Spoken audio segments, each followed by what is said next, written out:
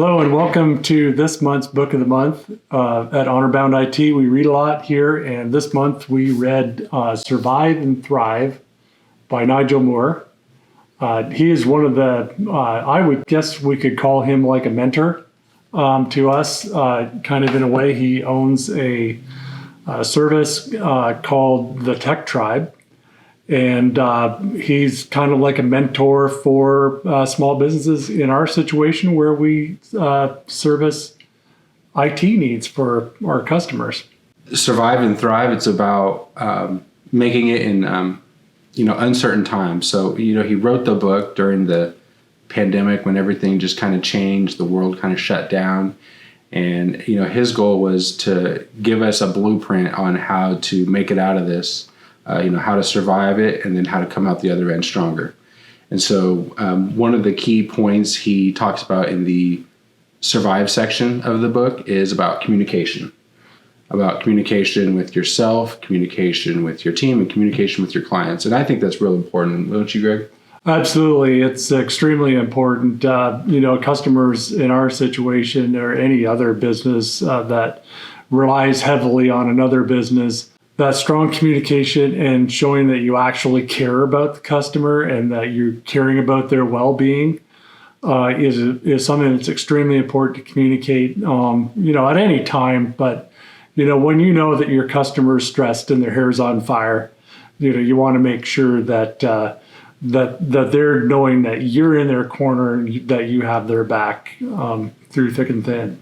Exactly. And yeah, another thing about communication, it covers customers are always important, but communicating with yourself and with your team, you know how important that is because you have a message that you really want to get across. And, especially when things aren't going the way they planned, when everything's shutting down, you really have to tune up that plan and make sure you know what the message is that you're sending to yourself.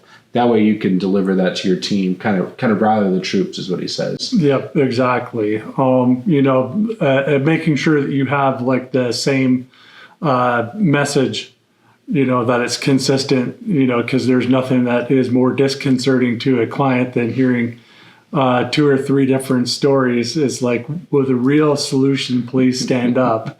It's kind of important, have everybody on the same page.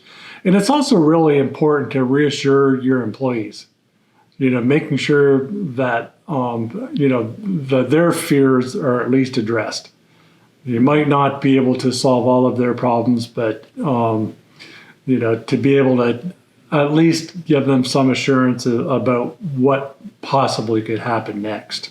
Yeah, one of the things Nigel really mentions in there is be optimistic, but also be realistic. So, you want to hope for the best, but, always prepare for the worst. And so when strange things happen in the world, you have to be ready for that. And so you always want to make sure that you're doing the best that you can for yourself and your team and your clients. But make sure you kind of hold yourself to those expectations that are realistic as well. Yeah, but being relentlessly optimistic is something that really helps the situation when things are stressful.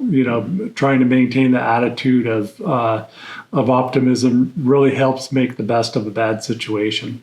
Yeah, I think the story he goes through where there was a prisoner of war that had gotten captured, and he was captured for 7 years, and they was like, well, how did you make it out? And he's like, well, I was realistic. I was hopeful to get out. He's being optimistic, but then, he realized, he's going to be there for a while. And so he kind of made sure he didn't have, unrealistic expectations for the situation he was in. Yeah, because the guys who were completely optimistic without realism, they were the ones that were saying, well, we'll be out by Thanksgiving or we'll be out by Christmas. And then that would come and go and then dash their optimism to heck, So I agree. You need to be, realistic in all of your actions. Another important thing that he really talks about is, handling requests. Mm-hmm. There's a lot of things going on this time when, he wrote the book during the COVID, so he was getting a lot of, requests for, just things were getting tough. It's work from home, it's handling their payments, their bills. A lot of businesses weren't making money. They had to close their doors, and so everybody had to adjust and make those changes. And so, just being prepared for those questions that clients are going to ask you or employees are going to ask you. There's going to be a lot of different requests that are going to be coming in. One of those things he really talks about is just making sure that you're, you can do as much as you can, but don't set yourself up to fail. You really have to kind of be like the guy in the airplane. When bad things happen and the oxygen masks drop, they always tell you to, put your own oxygen mask on first, because you're not going to be any help to anybody else if you're laying passed out on the floor. So you got to take care of yourself. But, there was a lot of things that were in there that were talking about being compassionate and, perhaps giving a little bit of a discount, or perhaps, working on terms, giving a little bit longer to pay or something like that. Like I said, you have to take care of yourself. Maybe you're the one that needs to be taken care of. You need to make sure that your cash flow is working for you, because you can't help somebody if you're not helping yourself. If you're going broke, you need to be there so that you can continue. But don't cut yourself short so much that you're not able to take care of your team and your clients. That's right. Don't undersell yourself, and make sure sometimes you have to know when it's time to call it with somebody. You can't let people fall too far behind, because eventually you're going to be the one left holding the bag at the end of the day. Well, and particularly those that are perpetually in behind, sometimes you have to make that decision to cut the cord and say, hey, we've got a history here. We need to protect our cash flow so not all of our customers suffer. Yeah, and that kind of leads into another real important part of the book, where he talks about managing your finances, making sure, like you said, your cash flow is going in the right direction. You're not spending a bunch of money on things you don't need. And as we kind of learned during the beginning, we cut a lot of services and things we weren't getting any value out of. They weren't useful anymore. And so, during the time of the pandemic, we were able to go through all of our, accounts, and you go through your finances and make sure you were cutting out things that you didn't need. And you ended up saving quite a bit, didn't you? Yeah, actually, I went line by line through all of mine. And I think there's no bad time to be doing this, but we just happen to have time to work through the line by line expenses, and I cut about $6,000 out of our budget monthly. So that was very helpful. Kept us going. And that's important, because one of the reasons we're going over this book now, we're seeing another surge in COVID-related incidences and things like that, where a lockdown may be coming, and hopefully it doesn't. But having this book and this guideline will really help us prepare for something, just in case it does happen that way. Yep, absolutely. We want to make sure that we have everything in place so that we're ahead of the curve, rather than trying to scramble behind it, trying to pick up pieces. So, very important to go back to the plans that maybe you made. If you had something that worked in the last round of COVID, that you go revisit those and learn from maybe some of the mistakes that you might have made at that time, and repeat the things that worked. So, yeah. And then second part of the book, we had some thriving going on here. So yeah, the first part he talks about surviving, and that's really slowing down and focusing on what's really important. Just making sure you're ready to, when things happen, you're ready to take that next step, and which is thrive, which Nigel calls it kind of hitting the gas out of that curve. So, once you've done all that you can to make sure that you're surviving, you're growing, the next step is to move on and really thrive. And, that kind of starts with marketing. Yep. And, that's one of the things that, for us, we have the time, we're pretty small. And because we do things right the first time, we really honestly don't have the number of calls that some MSPs get, and we actually had that extra downtime that we were able to revisit and make sure that we were going over all of those marketing things, making sure our campaigns were good and tight, the product offering was good and tight, and that there was some clarity in what we were offering our clients. So yeah, that definitely would be something that I'd highly recommend if you have the bandwidth to do it.